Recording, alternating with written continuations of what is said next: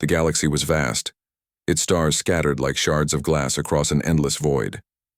In this expanse of light and shadow, civilizations rose and fell, their fates intertwined by treaties, wars, and fragile alliances. Humanity had entered this cosmic stage only recently, a newcomer among ancient empires, eager but uncertain. Their presence stirred unease among the older powers, who viewed them with suspicion, part curiosity, part disdain. Yet humanity's arrival marked a turning point, one that would ripple through the stars. Captain Elena Voss stood on the bridge of the Aegis, her warship gliding silently through the cold vacuum of space. It wasn't much to look at, a patchwork of salvaged parts and outdated systems, but it carried the hopes of billions back on Earth. Her hands rested lightly on the railing as she stared out at the swirling nebula beyond the viewport. She knew better than anyone how precarious their position was. Humanity's survival depended not just on technology or firepower, but on diplomacy, strategy, and sheer determination. "Captain," called Lieutenant Arun Patel from his station at Tactical Control, pulling her attention back to the present. "We're approaching Sector Gamma 7. Everything looks clear so far." Elena nodded curtly. "Good. Keep scanning. We can't afford surprises out here." Sector Gamma 7 lay near the edge of human-controlled space, a buffer zone between humanity's fledgling colonies and the territories of more established species. Officially, it was neutral ground, governed by the Interstellar Council, a loose coalition of alien races tasked with maintaining peace. Unofficially, it was a powder keg waiting to explode. Rumors had been circulating for weeks about increased Krylos activity in the region. The Krylos Empire, known for their militaristic expansionism and contempt for weaker species, posed the greatest threat to humanity's fragile foothold in the galaxy. As if summoned by thought alone, the ship's sensors blared to life. A faint energy signature flickered on the edge of detection. "What do we have?" Elena asked sharply, striding toward the main console. "It's small," replied Ensign Mei Ling, the ship's sensor operator. Her fingers danced over the controls as she analyzed the data. "Looks like a Krylos scout vessel, but something's wrong. It's drifting." Elena frowned. A disabled Krylos ship? That wasn't normal. The Krylos prided themselves on their technological superiority. They didn't leave assets behind unless circumstances forced them to. Still, this could be an opportunity, or a trap. "Hail them," she ordered. "See if anyone's alive." May adjusted the comm system, sending out a standard distress signal. Static crackled in response, followed by silence. No reply. "Captain," Arun interjected, his voice tense. "If this is some kind of ambush—" "It's not," Elena cut him off firmly. "Their engines are offline, shields are down, and there's no sign of reinforcements nearby. Whoever did this isn't sticking around." She tapped her chin thoughtfully. "I want a team prepped for boarding. Let's find out what happened." Minutes later, Elena led a small detachment of Marines through the airlock connecting the Aegis to the damaged scout ship. The interior was dimly lit, its walls scorched and pitted from whatever attack had crippled it. The air smelled acrid, tinged with smoke and coolant leaks. As they moved cautiously through the narrow corridors, the silence pressed heavily against them. They found the crew, or what remained of it, in the cockpit. 3 Krylos bodies slumped in their seats, their insectoid forms twisted unnaturally. Blood pooled beneath them, sticky and black. Elena knelt beside one of the corpses, examining the wounds. They weren't caused by weapons fire, at least not conventional ones. Whatever had killed these soldiers had done so swiftly and brutally. "Search the ship," she instructed her team. "Look for logs, data cores, anything that might tell us what happened here." It didn't take long to find the ship's central database. With May's help, they managed to extract the core intact and bring it back to the Aegis. Back on the bridge, Elena watched intently as the techs worked to decrypt the files. Hours passed before they finally broke through the encryption. "What have you got?" Elena asked, leaning over the shoulder of Chief Engineer Marcus Hale. Hale's face was grim. "You're gonna want to see this, Captain." The holographic display shimmered to life, projecting images and text onto the center of the bridge. What they saw chilled everyone to the bone. The logs revealed that the Krylos had been conducting reconnaissance missions deep within neutral territory, mapping potential invasion routes. More disturbingly, they showed plans for a coordinated assault on multiple fronts, targeting both humanity and several other Council-aligned species. The attack was imminent. "This changes everything," Aaron muttered, his voice barely above a whisper. Elena clenched her fists. "Not quite, not yet." She turned to address the entire crew. "Listen up. This intel confirms what we feared. The Krylos aren't just posturing. They're preparing to strike, and when they do, none of us will be safe. Our job now is to make sure the Council knows exactly what we're dealing with." But delivering the message wouldn't be easy. The Interstellar Council was notoriously bureaucratic, rife with infighting and mistrust. Many of its members viewed humanity as naive outsiders, ill-equipped to handle the complexities of galactic politics. If Elena presented this information without care, it could backfire spectacularly. The Aegis set course for Zetherion, the Council's capital planet. Along the way, Elena prepared meticulously for the inevitable confrontation. She reviewed the data repeatedly, looking for any angle that might sway skeptical counselors. When they arrived, she dressed in her formal uniform, polished armor gleaming under the artificial lights of the docking bay. Inside the council chamber, representatives from dozens of species gathered, their forms ranging from humanoid to utterly alien. Some floated serenely above their seats while others clicked mandibles or emitted low growls as they conversed. At the center of the room stood a massive holographic map of the galaxy, glowing softly in shades of blue and green. When Elena stepped forward to address the assembly, all eyes turned to her. She felt their weight, the unspoken judgment behind every stare. Taking a deep breath, she began. "Esteemed counselors," she said, her voice steady despite the nerves gnawing at her insides. "Humanity stands before you today not as aggressors, but as witnesses to a grave threat. Through our efforts, we have uncovered evidence of Krylos aggression, an imminent attack that threatens not only us, but all who value peace and cooperation in this galaxy." Murmurs rippled through the chamber. Some delegates leaned forward in interest. Others exchanged skeptical glances. One particularly vocal representative, a towering reptilian creature named Zorath, rose to challenge her. "And why should we believe you, human?" he hissed. "Your kind has barely learned to walk among the stars. How dare you presume to lecture us?" Elena met his gaze without flinching. "Because we acted when others hesitated. Because we risked ourselves to uncover the truth. And because ignoring this threat will doom us all." She activated the holoprojector, displaying the Krylos logs for all to see. Gasps echoed through the chamber as the implications sank in. For a moment there was silence, a rare occurrence in such a contentious body. Finally, the council leader, an elderly being known as Elder Syra, spoke. "This is troubling indeed. But let us not act rashly. Further investigation is required." Elena suppressed a sigh. It wasn't the outright rejection she'd feared, but neither was it the decisive support she'd hoped for. Still, it was a start. Back aboard the Aegis, Elena allowed herself a brief moment of reflection. They had taken the first step, but the road ahead was fraught with danger. The Krylos were coming, and humanity's place in the galaxy hung in the balance. Yet as she gazed out at the stars once more, she felt a spark of resolve ignite within her.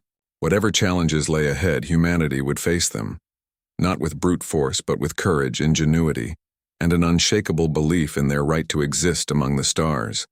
And perhaps, just perhaps, that would be enough. The council chamber on Zetherion buzzed with tension, its atmosphere thick with unspoken accusations and thinly veiled hostility. Captain Elena Voss stood at the center of it all, her uniform immaculate but her expression weary. The presentation of the Krylos logs had sparked a firestorm of debate among the delegates. Yet instead of rallying support, humanity found itself under scrutiny. Some accused Elena and her crew of overstepping their bounds. Others dismissed the evidence as circumstantial, or even fabricated. The fragile unity of the Council began to fracture, leaving humanity isolated and vulnerable. Elder Sira, the Council leader, raised a hand to silence the clamor. Her voice carried an ancient authority that commanded respect, though her words offered little comfort. "We must proceed cautiously," she intoned, her shimmering robes catching the light of the holographic galaxy map. To act rashly based on incomplete information could destabilize the entire region. Zorath, the reptilian delegate who had already voiced his disdain for humanity, seized the opportunity to press his advantage. "This is precisely why we cannot trust these newcomers," he sneered, his forked tongue flicking dismissively. "They lack experience, perspective, and discipline. Their actions have only provoked the Kralos further." Elena's jaw tightened, but she held her ground. She stepped forward again, her voice calm but firm. "Provocation was not our intent. We sought to uncover the truth, and we did. Ignoring this threat will not make it disappear. If anything, delay will cost lives." Her words resonated with some delegates, particularly those from smaller species who shared humanity's vulnerability. A representative of the Luminari, bioluminescent aquatic race, spoke up in defense. "Captain Voss raises valid concerns," said Ambassador Leora, her voice melodic and soothing. "If the Krylos are planning an attack, we must prepare. Turning a blind eye serves no one." But her plea fell on deaf ears among the more powerful factions. The council adjourned without reaching a consensus, leaving Elena frustrated and disheartened. As she exited the chamber, she couldn't shake the feeling that humanity's fate now rested entirely in their own hands. Back aboard the Aegis, the mood was somber.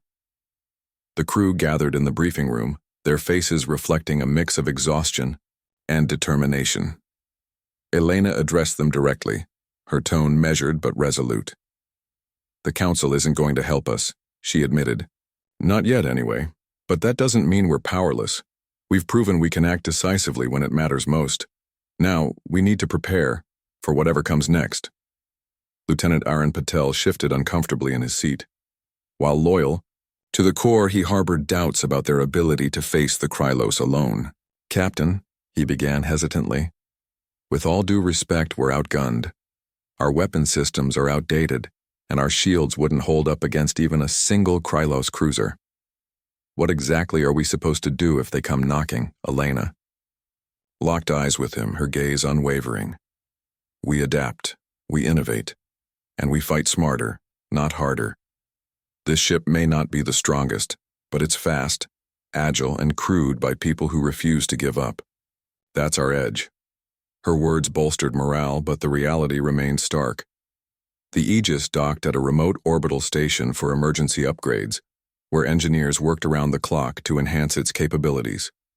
Chief Engineer Marcus Hale led the effort, retrofitting the ship with experimental shielding technology scavenged from abandoned research projects. It wasn't perfect, but it would have to suffice.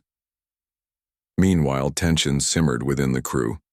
Lieutenant Patel continued to clash with Elena over strategy, pushing for a defensive posture rather than engaging the Krylos head-on. His concerns were not unfounded. Rumors of escalating hostilities reached them daily. Entire colonies had gone dark along the border, victims of swift and merciless Krylos raids. Each report reinforced the grim reality. War was inevitable. One evening, as Elena walked the corridors of the ship, she paused outside the mess hall. Through the open doorway, she saw Lieutenant Patel sitting alone, staring at a cup of coffee that had long gone cold. She entered quietly and sat across from him. "Aaron," she said gently, "you've been quiet lately. Talk to me." He sighed, running a hand through his hair. I keep thinking about what happens if we fail. Captain, not just us personally, but humanity as a whole. If we lose this fight, it's not just the Aegis that goes down. It's everything we've built out here. Everything we've fought for." Elena nodded slowly, acknowledging the weight of his fears. "You're right. Failure isn't an option. but neither is giving up before we've even begun. Look, I know, you're worried about taking unnecessary risks. So am I. But sometimes doing nothing is the riskiest move of all. We can't wait for someone else to save us. We have to be the ones to step up. Patel met her gaze, searching for reassurance. After a moment, he gave a reluctant nod. Understood, Captain. I'll follow your lead. Days turned into weeks as the Aegis patrolled the edges of human-controlled space, ever vigilant for signs of Krylos activity. Then, one fateful morning, the unthinkable happened. An urgent distress call came through. A massive Krylos fleet had launched a coordinated assault on a nearby trade hub, a vital economic artery for several allied species. The bridge erupted into chaos as alarms blared and orders flew back and forth. Elena wasted no time issuing commands. Set course for the trade hub, maximum speed. Divert all available power to engines and shields. Tactical, prepare for combat.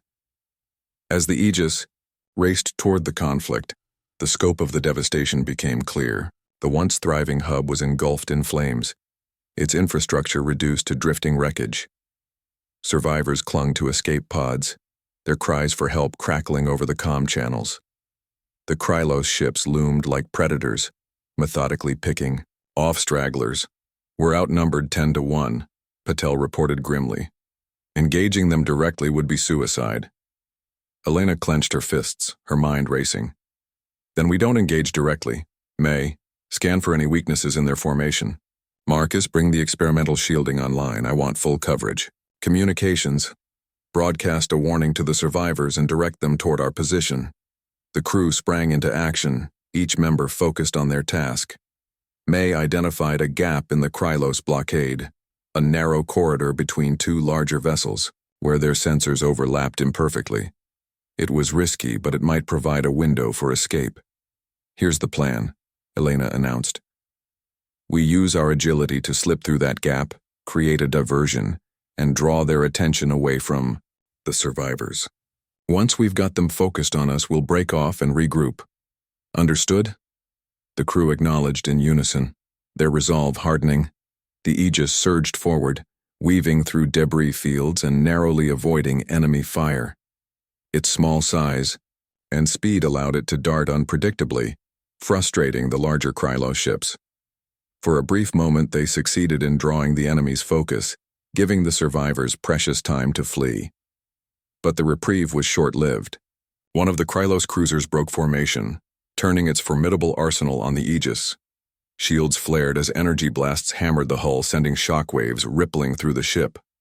Shields at 40%, Patel shouted. We can't take much more of this. Elena's mind raced. They needed an exit strategy, and fast. Marcus, reroute auxiliary power to the engines. Plot a micro-jump to the nearest safe zone. Execute on my mark. The Aegis shuddered violently as another blast struck home, but the crew held firm. With seconds to spare, the ship vanished into subspace, leaving the Krylos fleet behind. When they emerged moments later in a secluded asteroid field, the crew exhaled collectively, adrenaline still coursing through their veins. Elena surveyed the damage reports with a heavy heart. Repairs would be costly, and casualties had been minimal, only by sheer luck. Yet despite the losses, a sense of pride lingered. Against overwhelming odds, they had accomplished the impossible. They had saved lives. As the Aegis limped toward sanctuary, Elena reflected on the day's events. Humanity's journey among the stars was fraught with peril, but it was also marked by resilience and ingenuity. They had proven they could stand toe-to-toe with the galaxy's mightiest powers, even if only for a fleeting moment. And perhaps, she thought, that fleeting moment was enough to inspire hope. The Aegis drifted through the shadow of a massive asteroid, its battered hull reflecting the faint glow of distant stars. The crew worked tirelessly to patch up the damage from their recent encounter with the Krylos fleet, but morale was low. They had saved dozens of lives during the attack on the trade hub, yet the cost of that victory weighed heavily on everyone aboard. Captain Elena Voss stood on the bridge, her gaze fixed on the swirling debris field outside the viewport. She knew they couldn't afford to rest. Not when the Krylos were still out there amassing forces and preparing for war. "We can't keep running," Lieutenant Arun Patel muttered as he reviewed tactical data at his station. His voice carried both frustration and resignation. "Every time we engage them, we're lucky to come out alive. Sooner or later, our luck will run out." Elena turned to face him, her expression resolute. "Then we stop running. We take the fight to them." Patel blinked, caught off guard by her declaration. "Captain, with respect, we barely survived their last assault. What makes you think we stand a chance against their entire fleet?" "Because we don't need to destroy their entire fleet," she replied firmly. "We just need to hit them where it hurts, in their supply lines. Without resources, even the mightiest army falls apart." Her plan began to take shape. A daring mission to infiltrate Krylos space and disable one of their key supply depots. It was risky, bordering on suicidal, but it offered a glimmer of hope. If successful, the operation could cripple the Kryloses' war effort, buying precious time for humanity's allies to regroup and mount a counteroffensive. Elena convened a meeting with her senior officers to outline the strategy.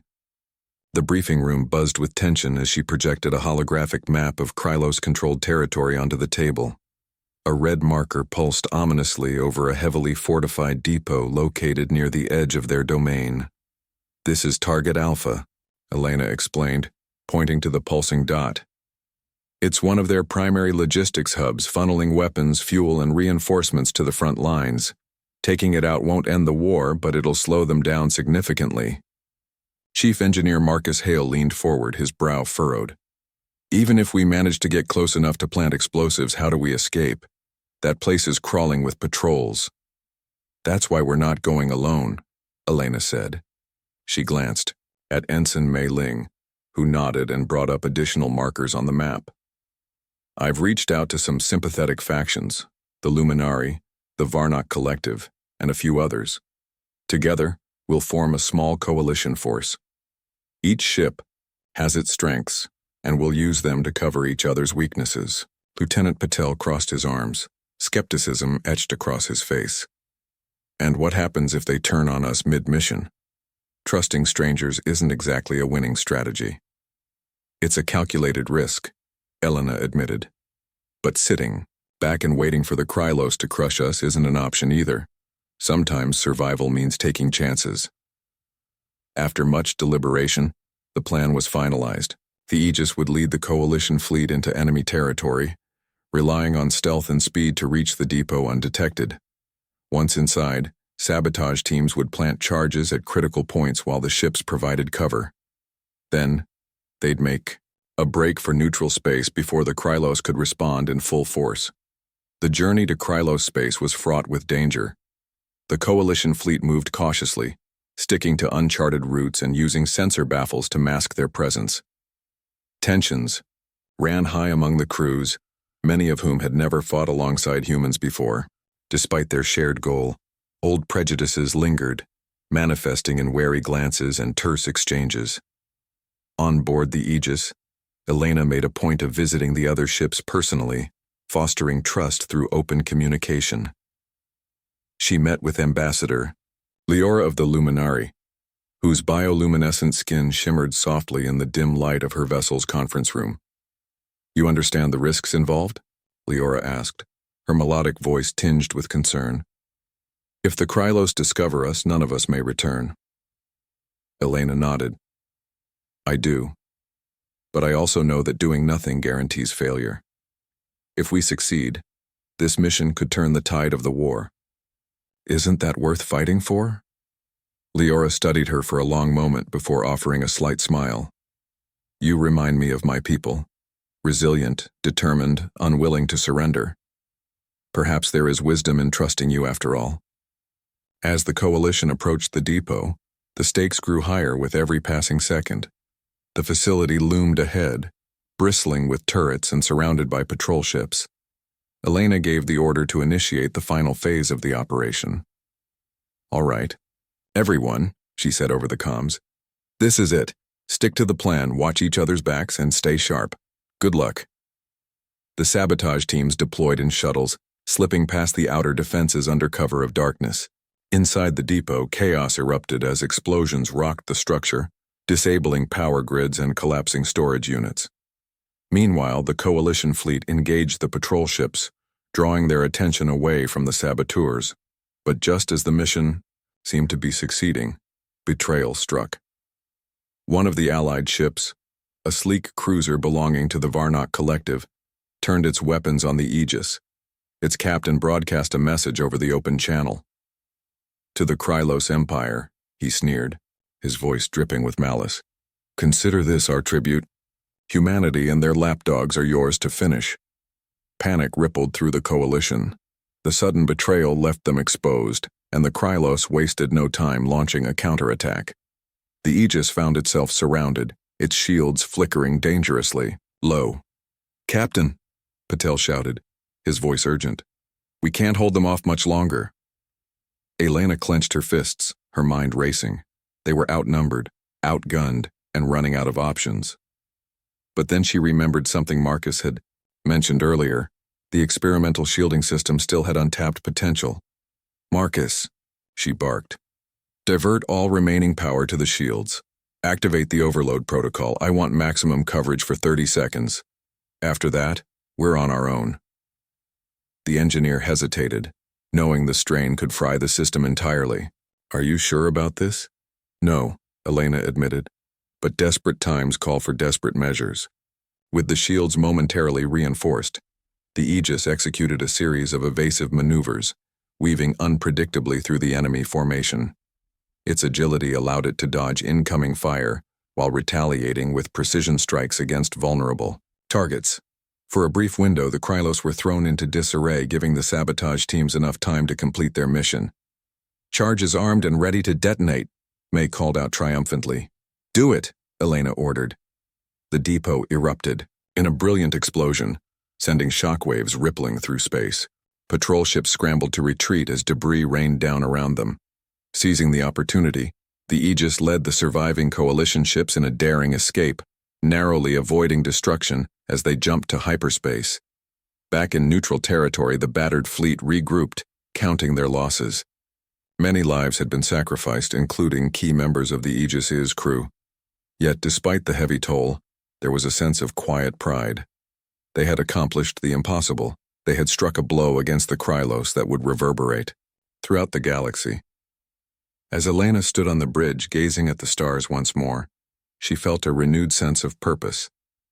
Humanity's journey among the stars was far from over, and though the road ahead remained fraught with peril, she knew they had proven something vital. True strength wasn't measured by firepower alone. It was found in courage, ingenuity, and the willingness to stand together, even against overwhelming odds. The aftermath of the depot sabotage rippled across the galaxy like a shockwave. Its effects felt far beyond the smoldering ruins of Target Alpha. News of the Aegis's audacious strike spread quickly, carried by subspace transmissions and whispered rumors alike. The Krylos Empire, once invincible in their arrogance, found themselves humiliated. Not only had they lost a critical supply hub, but they had been outmaneuvered by a ragtag coalition led by humanity's modest warship. For the first time in decades, doubt crept into the minds of the Krylos leadership. Their unshakable confidence began to crack. Back aboard the Aegis, Captain Elena Voss stood on the bridge, her weary eyes scanning the stars outside the viewport. The ship limped towards Etherian, its systems barely holding together after the harrowing escape. Every corner of the vessel bore scars from the mission, scorched bulkheads, flickering lights, and the somber faces of a crew mourning their fallen comrades.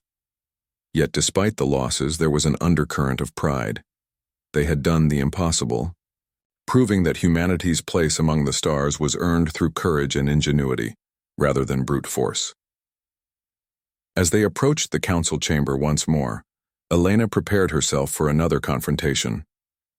This time, however, the atmosphere was different. Delegates who had previously dismissed humanity now greeted the Aegis with cautious respect. Word of their daring raid had reached even the most skeptical corners of the Interstellar Council, forcing them to reconsider humanity's role in galactic affairs. Inside the council chamber, the air was charged with tension. but also hope. Elder Sira presided over the assembly, her ancient gaze sweeping across the gathered representatives. "We gather today not merely to discuss the actions of one species," she intoned, her voice resonating through the vast hall, "but to confront the reality that our unity or lack thereof has consequences. The Krylos Empire grows bolder with each passing day, and we cannot afford division any longer."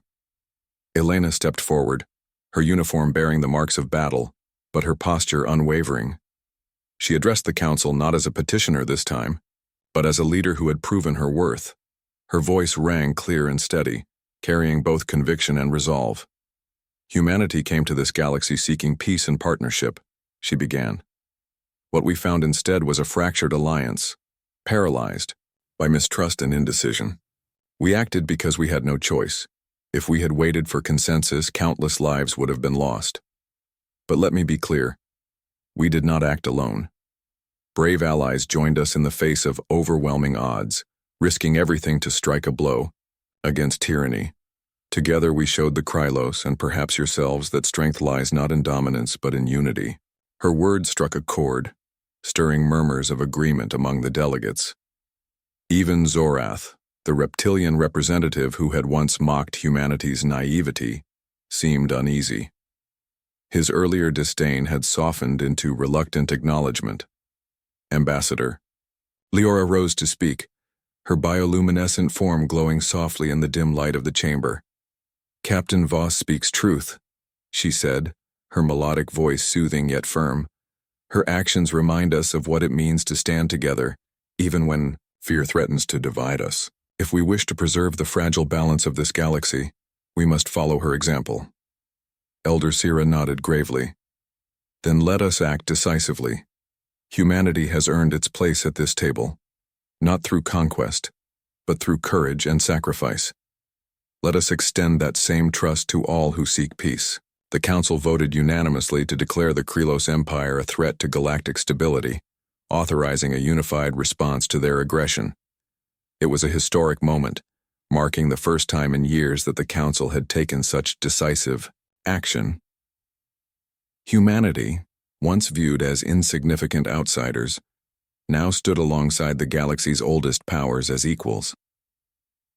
As the council session concluded, Elena returned to the Aegis, where her crew awaited news of the outcome. When she stepped onto the bridge, the room fell silent.